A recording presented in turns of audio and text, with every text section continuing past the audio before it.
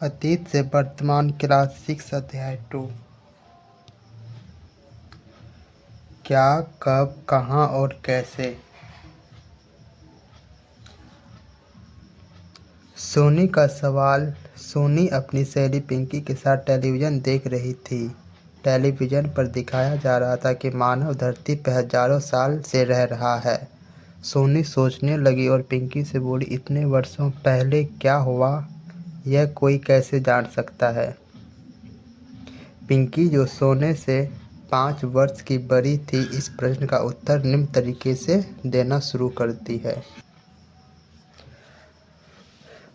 हजारों साल पहले क्या हुआ, यह कैसे पता लगाएं। क्या हुआ था, यह जानने के लिए हम रेडियो, टेलीविज़न या अखबार की मदद लेते हैं। 10-20 साल पहले क्या हुआ, यह हम अपने माता पिता, दादा दादी या नाना नानी से जान लेते हैं। लेकिन हजारों वर्ष पहले क्या हुआ था, इसकी जानकारी हमें इतिहास से प्राप्त होती है। यथा हमारे पूर्वज कौन थे, वे कहाँ रहते थे, क्या खाते थे और क्या कपड़े पहनते थे। अतीत से लेकर वर्तमान तक जानकारियाँ हमें इतिहास से मिलती है। अतीत से लेकर वर्तमान तक की जानकारियाँ हमें इतिहास से मिलती है। अध्ययन का काल निर्धारण कैसे करें। किसी भी चीज़ को पढ़ने के लिए सबसे पहले हमें जानना पड़ता है कि वो क्या चीज़ और कितने भागों में बांटा गया है। अध्ययन का काल निर्धारण कैसे करें, तो यहाँ पे अतीत से लेकर वर्तमान तक विभिन्न घटनाओं का तिथि क्रमानुसार अध्ययन एवं विश्लेषण ही इतिहास का विषय है। इस काम में आसानी के लिए इतिहास को कालखंडों में बांटा जाता है। इतिहास को किसमें बांटा जाता है, कालखंडों में बांटा जाता है। समांतर 3 कालखंडों में निर्धारित किए जाते हैं। 3 कालखंडों में इतिहास को बांटा गया है, प्राचीन, मध्य और आधुनिक। किंतु यह ध्यान रखना आवश्यक है कि ऐतिहासिक प्रक्रिया निरंतर चलती रहती है और यह विभाजन इस प्रक्रिया में कभी भी बाधा नहीं बनते। प्रत्येक ऐतिहासिक युग की अपनी विशेषता होती है। जितना भी ऐतिहासिक युग है, सबकी अपनी विशेषताएं होती है। भारत में प्राचीन काल मानव जाति के आरंभिक क्रियाकलापों से 8वीं शताब्दी के पूर्वांत तक निर्धारित किया गया है। प्राचीन काल को पूर्वांत के 700 ईस्वी तक निर्धारित किया गया है। इसके आरंभिक चरण को पूर्व ऐतिहासिक काल भी कहा जाता है। इसके शुरुआती के चरण को हम पूर्व ऐतिहासिक काल भी कहते हैं, क्योंकि उस युग की घटनाएं का क्रमबद्ध लिखित इतिहास उपलब्ध नहीं है। इस काल में मनुष्य ने आग एवं पहिए का उपयोग करना सीखा। आरंभिक चरण में मतलब ऐतिहासिक काल में मनुष्य ने आग और पहिए का उपयोग सीखा। खेती और पशुपालन और इसी समय गांव एवं कस्बों तथा शहरों का विकास हुआ।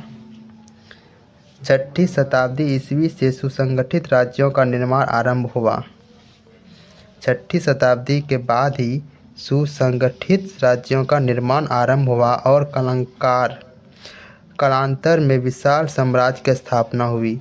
6ठी शताब्दी तक आते आते इन साम्राज्यों का विघटन होने लगा और पुनः छोटे छोटे राज्य अस्तित्व बनने लगे। उसके बाद 8वीं शताब्दी के मध्य जैसे ही मध्यकाल स्टार्ट होता है, वैसे ही धीरे धीरे सब राज्य कमज़ोर पड़ने लगते हैं, परंतु व्यापार एवं नगरों में विकास बहुत अच्छे तरह से होता है। 11वीं शताब्दी तक नए सैन्य साधन और उन्नत उत्पन्न तकनीक का विकास हुआ। इस्लाम के माध्यम से नई विचारधाराएं का भारत में आगमन हुआ। भारत में इंसान नए नए विचारधारा करने लगे और अपनी अपनी राय देने लगे और पुनः भारत में विशाल साम्राज्य का गठन संभव हुआ और फिर पुनः भारत में एक विशाल साम्राज्य का निर्माण हुआ और गठन हुआ। सांस्कृतिक समाव्य भी हुआ और सामाजिक सामंजस्य भी स्थापित हुआ। यह प्रक्रिया 18वीं शताब्दी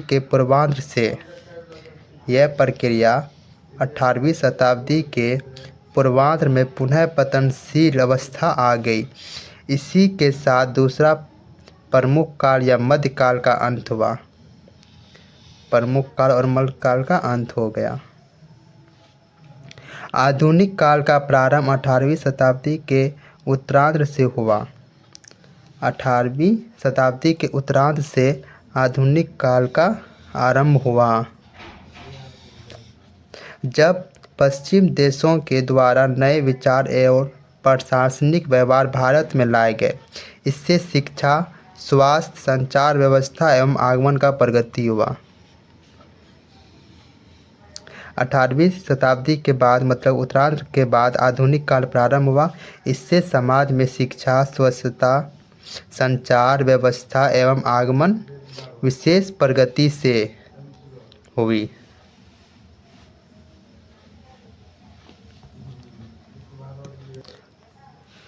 दुर्भाग्यवश यह एक नई प्रशासनिक व्यवस्था विदेशियों द्वारा स्थापित की गई थी, जो हमारे देश के आर्थिक संसाधनों का लाभ प्राप्त करता चाहते थे।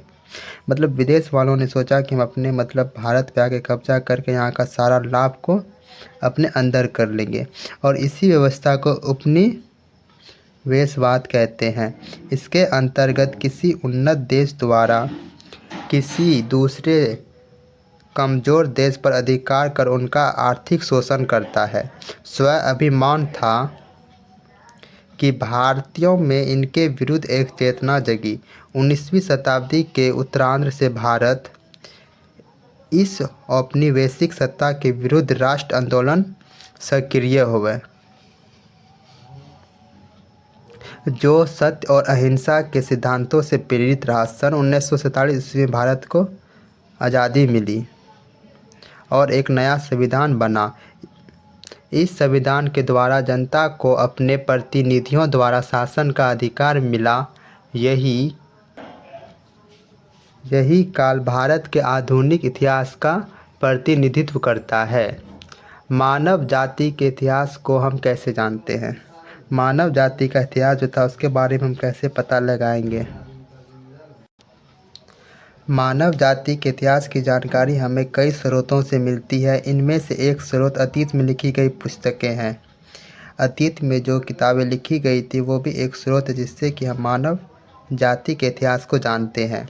इन पुस्तकों को हम ढूंढ के पढ़ते हैं। इनमें राजाओं और आम लोगों के जीवन, धार्मिक विचार एवं मान्यताएं, औषधियाँ तथा विज्ञान आदि सभी प्रकार की विषयों की चर्चा मिलती है। ये पुस्तकें हाथ से लिखित होने के कारण पांडुलिपि कही जाती है। ये पांडुलिपियाँ प्रायः ताड़पत्र और भोजपत्रों पर लिखी मिलती है। पांडुलिपि या जो है ताड़पत्रों अथवा भोजपत्रों पर लिखी मिलती है। बहुत सी पांडुलिपियाँ अब नष्ट हो चुकी है, और यदि आप इनको देखना चाहते हैं तो पुस्तकालय एवं संग्रहालयों से में सुरक्षित रखी गई है, जो कि पटना की खुदा बख्श लाइब्रेरी एवं पालीगंज के स्थित भरतपुरा के गोपाल नारायण सिंह सार्वजनिक पुस्तकालय में ऐसी अनेक पांडुलिपियाँ सुरक्षित रखी गई है।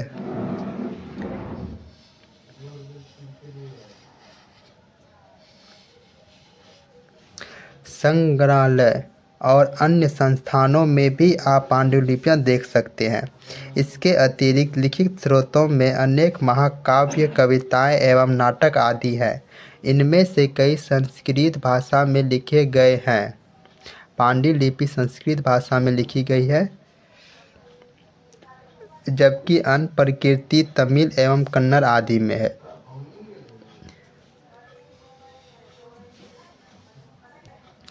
हमारा अतीत हम अतीत की जानकारी अभिलेखों से भी प्राप्त करते हैं। अभिलेख चट्टानों पर लिखा हुआ रहता था, उसी को अभिलेख कहा जाता है। अभिलेख पत्थर अथवा धातु की सतहों पर नुकीले औजार द्वारा उत्कीर्ण किए होते हैं।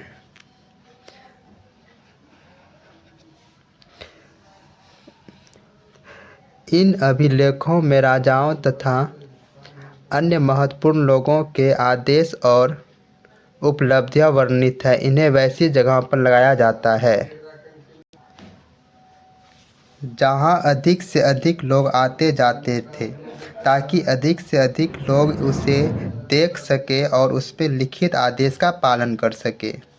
इसके अतिरिक्त अतीत में बनाई गई एवं इस्तेमाल में लाई गई वस्तुओं के माध्यम से भी हमें अतीत की जानकारी प्राप्त करने में सफल होती है।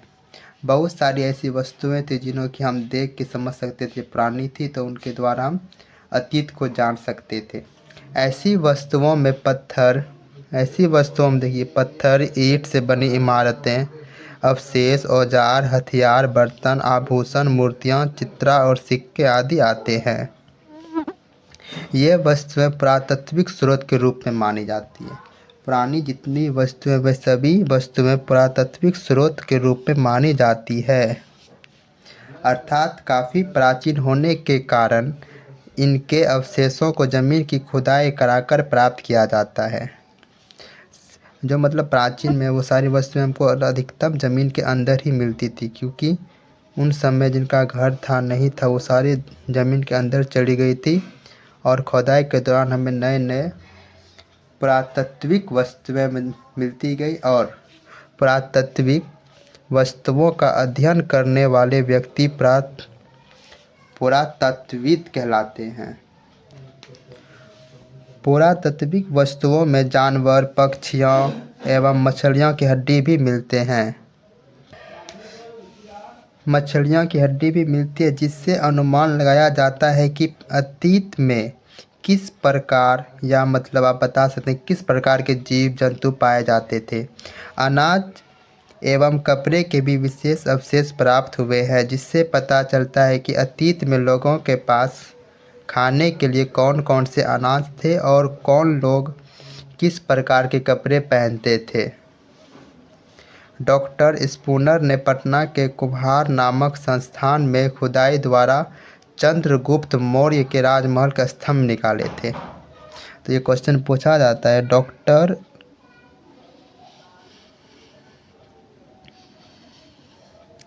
डॉक्टर स्पूनर ने पटना के कुम्हार नामक स्थान में खुदाई द्वारा चंद्रगुप्त मौर्य के राजमहल के स्तंभ निकाले हैं। इस खुदाई में सोने के बैलों के टुकड़े प्राप्त हुए हैं। इससे मगध साम्राज्य की समृद्धि एवं भव्यता पर प्रकाश पड़ता है। इस तरह पांडुलिपियां अभिलेखों, सिक्कों तथा पुरातात्विक से संबंधित अन्य स्रोतों के आधार पर पुरातात्विक एवं इतिहासकार अतीत का अध्ययन करते हैं और इन्हीं स्रोतों के माध्यम से अतीत की व्याख्या करते हैं। अतीत की व्याख्या हम पांडुलिपियों के द्वारा करते हैं। ठीक है। सिक्के शासन द्वारा जारी किए जाते थे, जिस पर राजकीय चिन्ह, जब सिक्के को शासकों द्वारा जारी किए जाते थे, सिक्के प्राचीन काल में सिक्के जो थे वो शासकों द्वारा जारी किए जाते थे, जिस पे राजकीय चिन्ह, धार्मिक चिन्ह या कोई लिपि अंकित होती थी। सिक्कों का अध्ययन मुद्रण शास्त्र कहलाता है। सिक्कों का जो अध्ययन है वह मुद्रा शास्त्र कहलाता है। खुदाई में मिली वस्तुओं के विश्लेषण में समय का निर्धारण करना बहुत महत्वपूर्ण था। जितनी भी सामान हमें पहले मिलती थी उनका पता करना बहुत ज़रूरी था कि ये कितनी पुरानी सामान है। वैसे तो समय निर्धारण के लिए कई विधियां अपनाई जाती है, लेकिन जो सामान्यतः प्रचलित है यह है रेडियो कार्बन विधि। इन्हीं के द्वारा हम सारी वस्तुओं को पता लगाते थे कि भाई कितनी पुरानी वस्तुएं हैं, जिसके बारे में हम आगे पढ़ेंगे। रेडियो कार्बन विधि। अब रेडियो कार्बन विधि क्या है? तिथि निर्धारण का यह काम भौतिक शास्त्री करते थे। सारी वस्तुओं में एक प्रकार का रेडियोधर्मी पदार्थ होता है जो कार्बन 14 कहलाता है। जितनी भी वस्तुएं हैं सभी में एक प्रकार का रेडियोधर्मी पदार्थ होता है, जिसे कार्बन 14 के नाम से जाना जाता है। रेडियोधर्मी वे पदार्थ होते हैं जिनमें से निश्चित दर में छोटे छोटे कण निकलते हैं। जब मनुष्य, पशु या पौधा जिंदा होते हैं तब वो जिस मात्रा में वायुमंडल से कार्बन 14 लेते हैं उसी मात्रा में रेडियोधर्मिता के कारण मरने के बाद उसे खो देते हैं। जब कोई मर जाता है तब वायुमंडल से कोई कार्बन 14 नहीं ले पाता है, यद्यपि वह इसे एक निश्चित दर पर खोता है। भौतिकी शास्त्र इससे चिह्नित कार्बन-14 की मात्रा का पता लगाकर उस जीवी की आयु निश्चित करती है।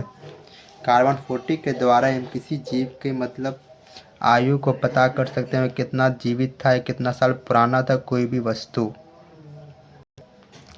तिथियों का प्राचीन काल में हमारे देश में तिथियों की गणना विक्रम संवत और शक संवत के आधार पर होती थी, लेकिन अब पूरे विश्व में एक मानक के रूप में तिथियों की गणना मुख्यतः ईसाई धर्म पूर्व तक ईसा मसीह के जन्म की तिथि से की जाती है। तिथियों की गणना मुख्यतः ईसाई धर्म और प्रवर्तक ईसा मसीह के जन्म की तिथि से की जाती है। इसमें महिषा के जीवन को 0 वर्ष माना जाता है। उनके जन्म के पूर्व की सभी तिथियों के आगे अंग्रेजी में BC बिफोर क्राइस्ट और हिंदी में ईसा पूर्व अर्थात ईसा पूर्व लिखते हैं। इसी प्रकार ईसा की शुरुआत उनके जन्म के वर्ष है। जैसा यदि आप 2009 ईस्वी लिखा देखते हैं तो इसका तात्पर्य ईसा मसीह के जन्म के बाद के 2009वें वर्ष से है। इसी प्रकार यदि वही 2500 ईसा पूर्व लिखा हुआ मिलता है तो इसका अर्थ है ईसा मसीह के जन्म के 2500 वर्ष पहले का समय। तिथि निर्धारण को इस ग्राफ से समझाया जा सकता है। ईसा पूर्व मसीह के जन्म ईसा के जन्म को 0 वर्ष मान लिया जाए तो उसके पहले जितनी भी है उसे हम BC में कन्वर्ट करते हैं और उसके बाद AD। भौगोलिक पृष्ठभूमि प्राचीन काल से लेकर अब तक के भारत के इतिहास को समझने के लिए सर्वप्रथम उसकी भौगोलिक रूपरेखा की जानकारियाँ आवश्यक होती है। भौगोलिक दृष्टिकोण से भारत को मुख्यतः 4 भागों में बांटा गया है। पहला, उत्तर के पर्वतीय प्रदेश। उत्तर में क्या है? पर्वत प्रदेश, जो तराई के जंगलों से प्रारंभ होकर हिमालय के शिखर तक फैले हुए हैं। इसमें कश्मीर, कनारा, कुमायूं तथा सिक्किम के प्रदेश सम्मिलित हैं। कश्मीर, कनारा, कुमायूं तथा सिक्किम के प्रदेश सम्मिलित है उत्तर के पर्वतीय प्रदेश में। दूसरा, उत्तर का मैदान जो है अपनी उपजाऊ भूमि को अधिक पैदावार के लिए प्रसिद्ध है। इसमें सिंधु, गंगा, यमुना तथा सहायक नदियों से सिंचाई का काम होता है। यह देश का सर्वाधिक उपजाऊ क्षेत्र है। दक्षिण के पठार। 3 नंबर, दक्षिण के पठार के अंतर्गत उत्तर में नर्मदा एवं तप्ती नदी बहती है। इस भाग में विंध्य तथा सतपुड़ा की पहाड़ियाँ हैं जो उत्तर भारत को दक्षिण भारत से पृथक करती है। सुदूर दक्षिण के मैदान में गोदावरी, कृष्णा, कावेरी के उपज को डेल्टा वाले प्रदेश से मिले हैं।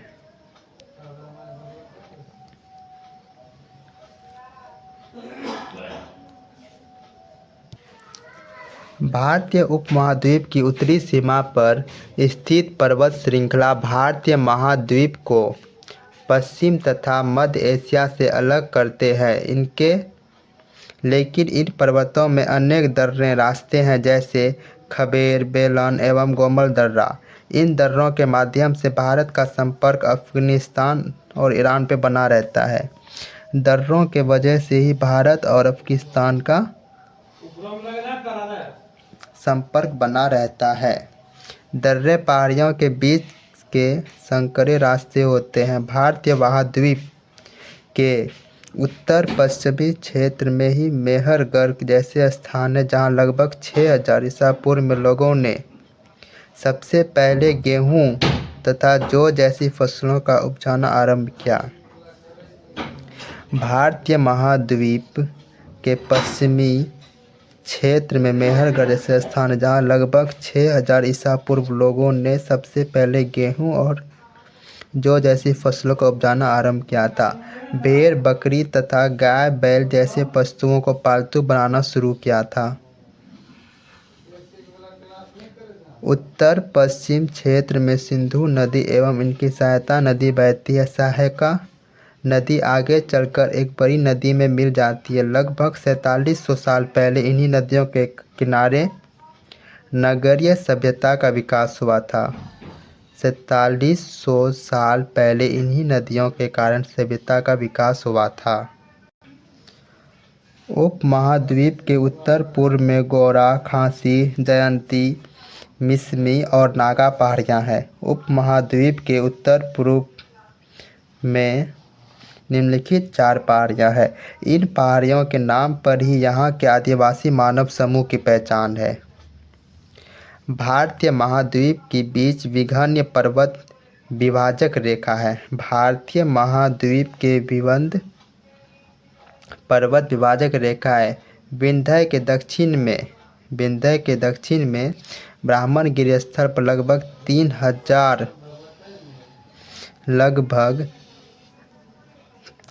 3000 साल पहले लोगों ने महापाषाणी संस्कृति का निर्माण किया था। महापाषाणी संस्कृति में मृतक को दफनाकर उनके चारों तरफ बड़े बड़े पत्थर गाड़ दिए जाते थे। महापाषाणी संस्कृति में मृतकों को दफनाकर उनके चारों ओर बड़े बड़े पत्थर गाड़ दिए जाते थे। विभिन्न पहाड़ियों के उत्तर और पूर्व में ब्रह्मपुत्र नदी, पश्चिम गंगा एवं उनकी सहायक नदी बहती है। विभिन्न पहाड़ियों के उत्तर में स्थित कोल्डिहावा एवं चौपानी मांडो जैसे स्थल है। विभिन्न पहाड़ियों के उत्तर में स्थित है 2 स्थल, कोल्डिहावा एवं चौपानी मांडो स्थल है, जहाँ सबसे पहले चावल उपजाया जाता था। सबसे पहले चावल की उपज हमें यहीं से प्राप्त हुई है। उत्तर भारत में बहने वाली नदी गंगा के दक्षिण का क्षेत्र प्राचीन काल में मगध नाम से जाना जाता है।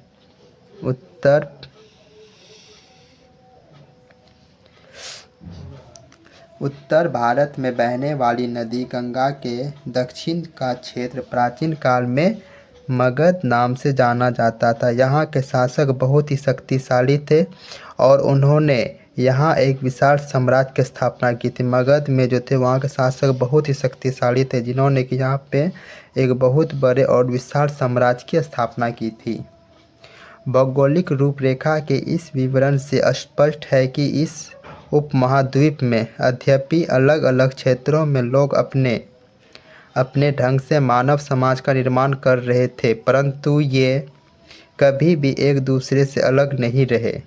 ये लोग ऊंचे पर्वत, पहाड़ियाँ, रेगिस्तान, नदियाँ तथा समुद्रों में जोखिम उठाकर एक क्षेत्र से दूसरे क्षेत्र की यात्रा करते थे और उपयोगी वस्तुओं का खरीद बिक्री करते थे। इनके अलावे लोगों को शिक्षा देने के लिए धार्मिक गुरु भी हमेशा भ्रमण करते रहते थे। इतने होने के बाद भी जो गुरु लोग थे वो हमेशा शिक्षा देने के लिए भ्रमण करते रहते थे। यहाँ तक कि भारतीय उपमहाद्वीप के बाहर के लोग भी खैबर, बोलन एवं गोमल के रास्ते भारत आते थे। भारतीय उपमहाद्वीपों के बाहर से लोग भी खैबर, बेलन एवं गोमल रास्ते से भारत आ रहे थे। इस आगमन से हमारी सांस्कृतिक परंपरा समृद्धि हुई। देश का नाम। हम अपने देश के लिए प्रायः इंडिया तथा भारत जैसे नामों का प्रयोग करते हैं। हम अपने देश के लिए प्रायः इंडिया और भारत जैसे देशों का नाम का प्रयोग करते हैं। इंडिया शब्द इंडोस से निकला है। इंडिया शब्द इंडस से निकला है, जिसे संस्कृत में सिंधु कहा जाता है। इंडिया का संस्कृत सिंधु कहा जाता है। लगभग 250 वर्ष पहले उत्तर पश्चिम की ओर से आने वाले ईरानियों और यूनानियों ने सिंधु को हिंदोस अथवा इंडोस कहा। इस नदी के पूर्व स्थित भूमि प्रदेश को इंडिया कहा। फारसी में यही शब्द हिंदू एवं हिंदुस्तान जैसे नामों से उत्पत्ति का कारण था। इसी तरह एक दूसरी मान्यता के अनुसार इस देश का नाम भरत के नाम से मानव समूह के नाम पर पड़ा, जो उत्तर पश्चिम क्षेत्र में रहता था। इसका उल्लेख ऋग्वेद में मिलता है। अतः प्राचीन स्रोतों एवं साक्ष्यों के आधार पर आप प्राचीन भारत के इतिहास को आगे के अध्याय में पढ़ेंगे। नेक्स्ट वीडियो में हम इसका प्रश्न और उत्तर करेंगे। आप सबसे आग्रह है कि हमारे चैनल को सब्सक्राइब और लाइक ज़रूर करें। धन्यवाद।